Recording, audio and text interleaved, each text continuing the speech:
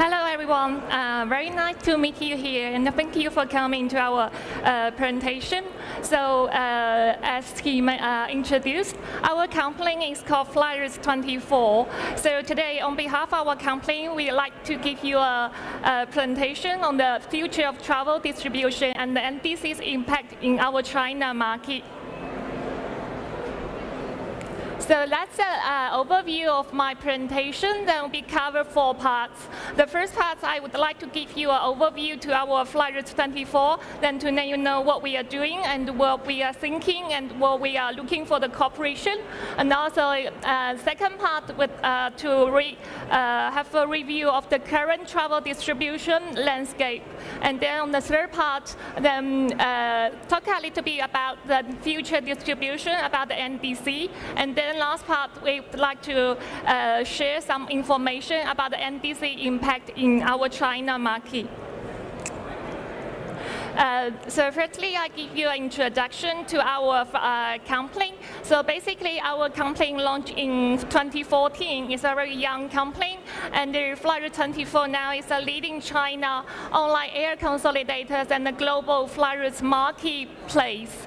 So working with airlines, we working with both full-service carriers and low-cost carriers, and also we connect to multi-GDS in our systems. We connect to our dominant travel guide GDS in China, and also we have connections to Amadeus, Sabre, and the Travelport. And also we are working with over 100 flight consolidators worldwide.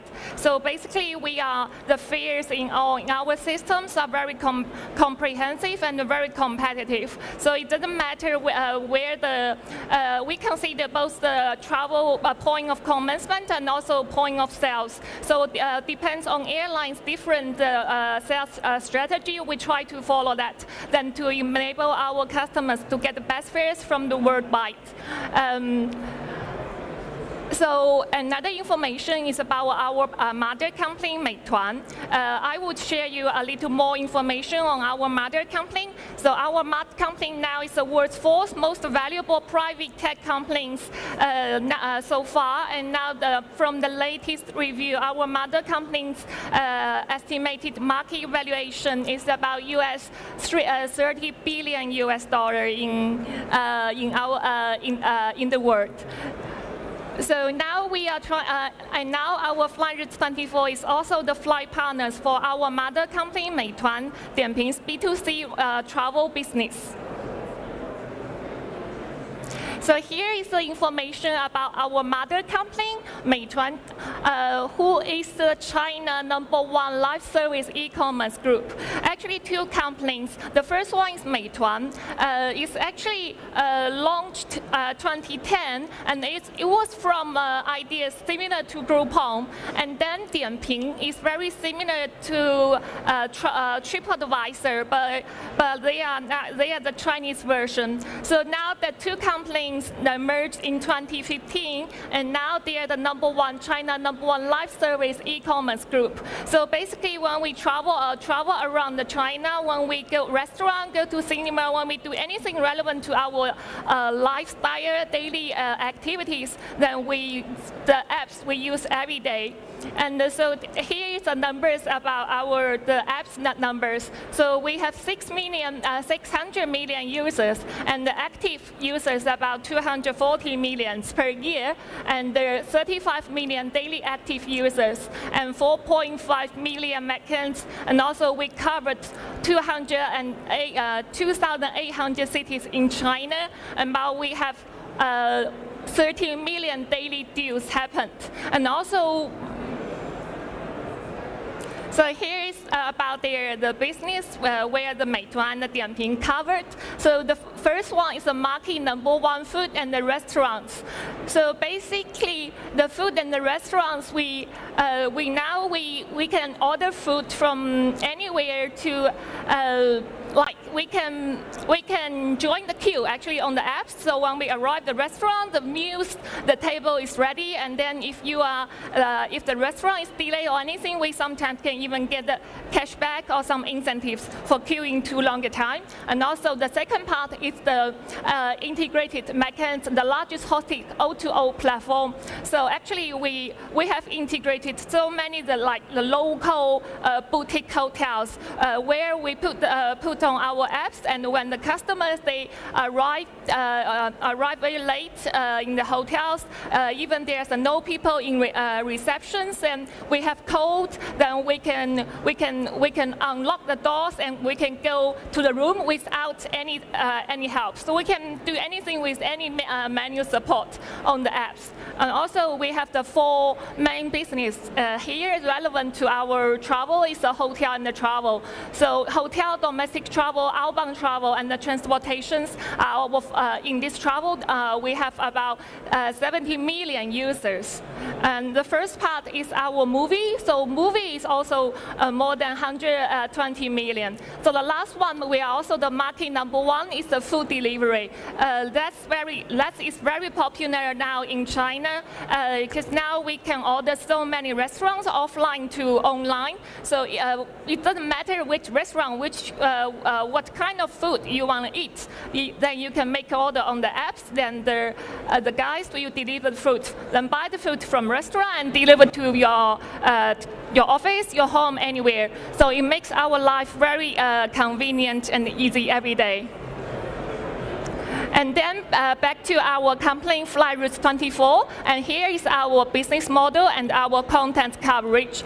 So basically, we are on the left-hand side is what we are sourcing. So basically, we have the airline direct connect contents, and also we have our mainland China and Hong Kong BSP contents.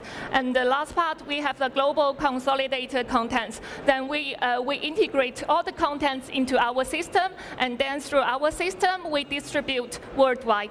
So we distribute, mainly now we distribute to our local sub-agents in mainland China, in Hong Kong, and in some Asia countries. And also we also deliver through the APIs connection, also the B2B website, we deliver to our global partners.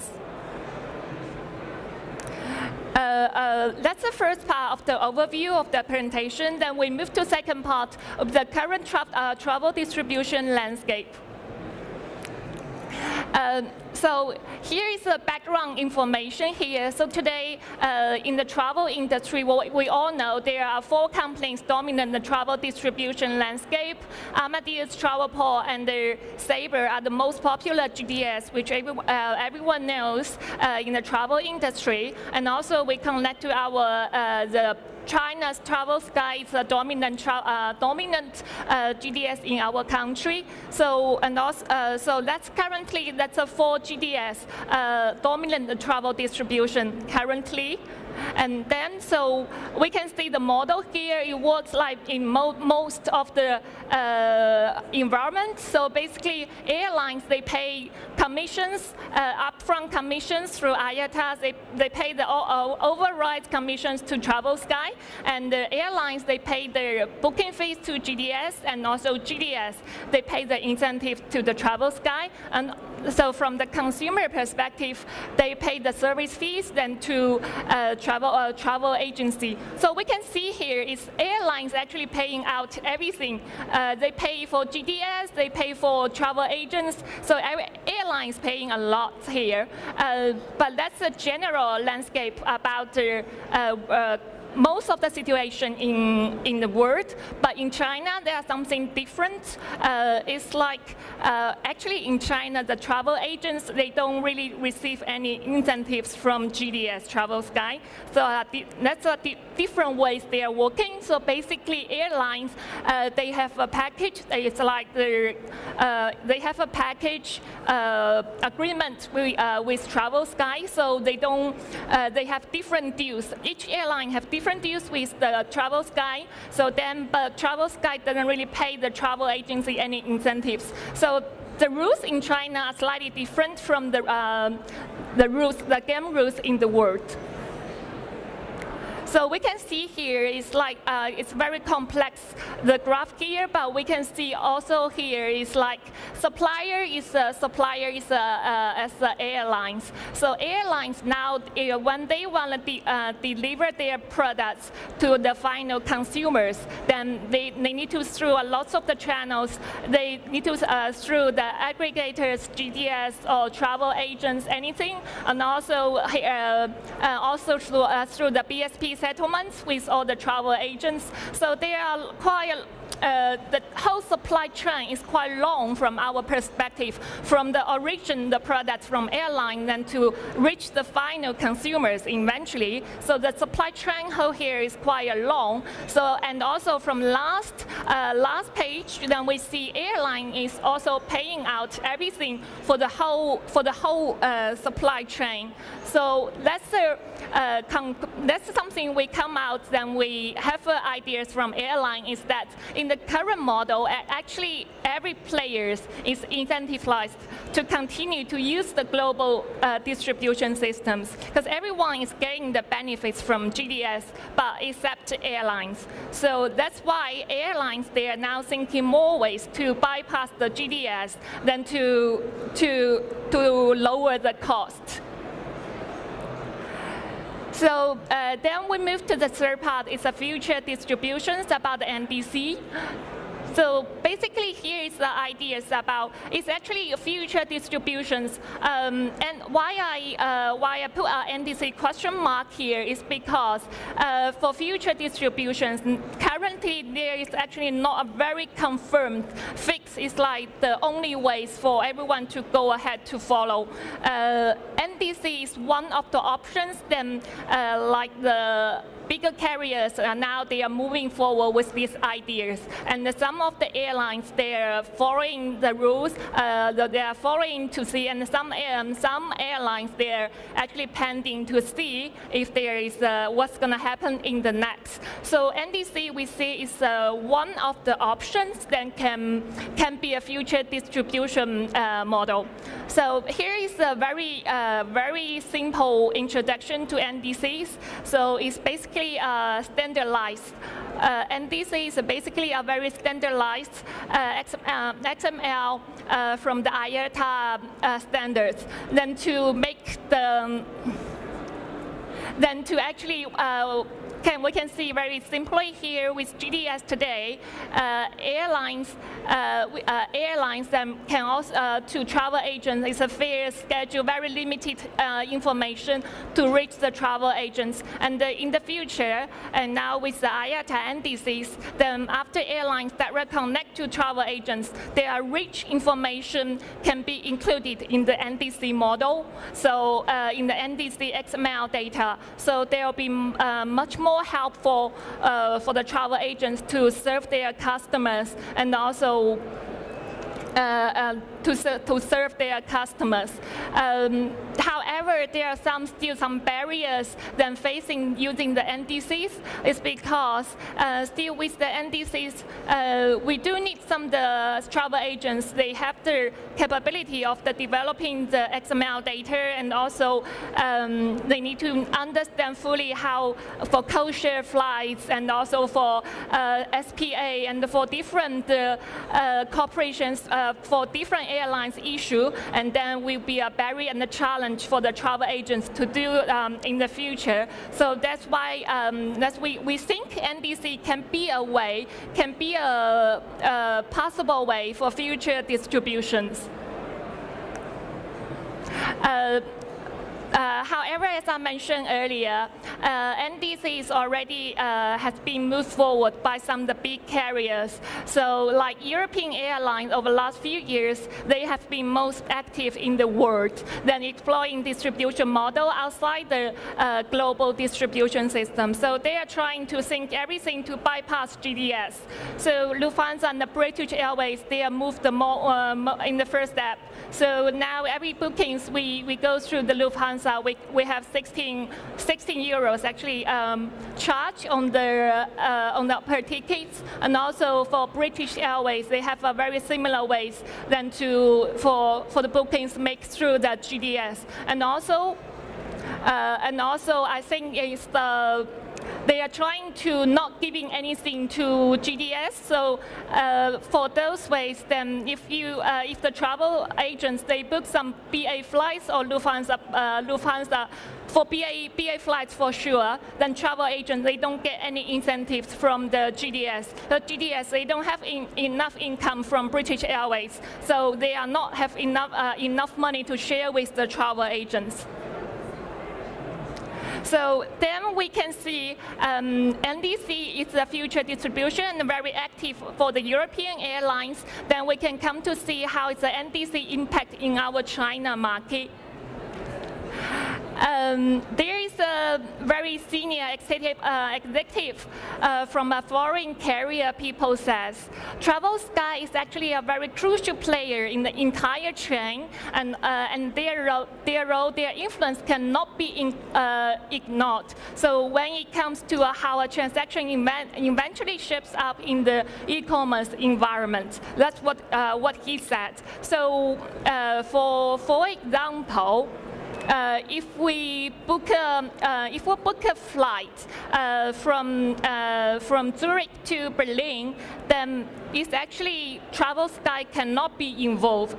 No, TravelSky can have the option not to be involved because it's a really outside China travel. So on this case, then direct connect can be applicable on these routes. However, but we see here technically it is impossible to do that, to bypass the GDS. But TravelSky in a monopolist position, so the game stays the way it is in China. So if we book a flight, particularly for foreign airlines, they don't have a big brand impact in China. So if we book any flight from Beijing or from Shanghai to European country to US, for these types of flights, we are quite hard.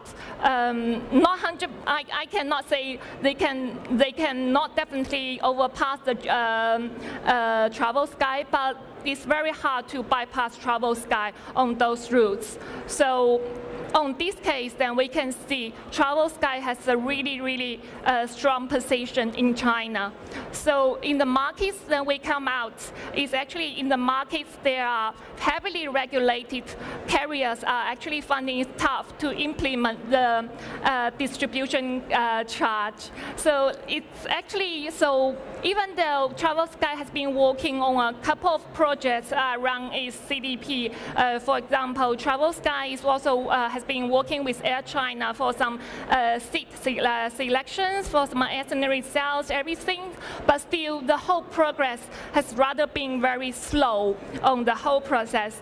So that's the current situation about the NDC's impact in China market. But in China, actually the APIs, airlines API strategy has been existing for at least 5 years already. So these ideas, airline want to get more direct sales ideas, has been existing in our China market very long time ago. However, each airline in China has their different version of the API. So in China, so for those big OTAs, if they want to connect to the airlines, they need to connect the airlines API one by one. So actually, we can see on there's a product in China, we call it the flagship store. So to like Air China flagship store or China Southern flagship store, they can be displayed on the Chinese OTA's website. That means actually the product is actually directly provided from airlines, not from the OTA itself. So this actually, the API strategy has been existing in China for quite a longer time. And also announced actually the outcome accounts about 50% of the bookings happened on the OTA's flagship store, accounts over 50% of the airlines direct sales in China. So we see there is the strategy has been great, approved in China market, but it needs to be upgraded version from the airline's current individual APIs to NDC version APIs. So that takes some time to be implemented. And the TravelSky is now trying to do some support on that, and also a company in Dublin called Zhou acquired by TravelSky, and now they are a level 3 NDC certified company, and now they're working with Cathay Pacific to implement their NDC project. So we see the impact in China for NDC is not as quicker as those airlines in US and in the European market, but we have our own ways actually to embrace these ideas. And for us, we are the Flightroutes 24, and we are not differentiating the APIs from the domestic airlines or the foreign airlines. So as long as we can establish a win-win cooperation with those airlines, then we are happy to cooperate with both domestic airlines and as well as the foreign airlines. So to make a win-win cooperation to bring the foreign airlines into Chinese market, and also to make the Chinese airline can sell more in the foreign global markets, we think we can be the role then to boost both parties' sales volume. So that's come to the end of my presentation. Thank you very much. Wonderful. As you do, everybody. Thank you very much.